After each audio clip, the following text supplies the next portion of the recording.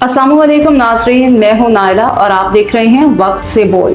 सबसे पहले नजर डालते हैं आज की खबरों पर। खबर शामिल करते हैं हमारे तहसील रिपोर्टर डॉक्टर फहद महमूद की रिपोर्ट के मुताबिक वज़ीर आला पंजाब मरियम नवाज के सफाई सुथराई के विजन पर अमल दरामद यकीनी बनाने के लिए सियालकोट में सफाई के निज़ाम की मुसलसल निगरानी और खिलाफ वर्जी करने वालों के खिलाफ कार्रवाइयां जारी हैं।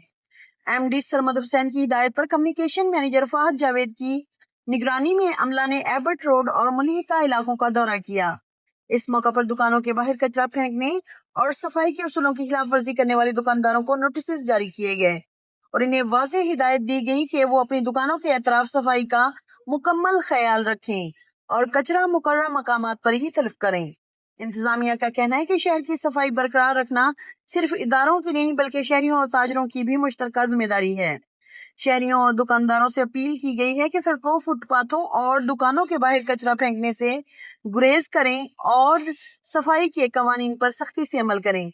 इंतजामिया ने इस अज़्म का इजहार किया कि साफ सुथरा और खूबसूरत सियालकोट बनाने के लिए सफाई की निज़ाम को निगरानी में मजीद मौसर बनाई जाएगी और कवानीन की खिलाफ वर्जी करने वालों के खिलाफ कार्रवाई जारी रखी जाएगी।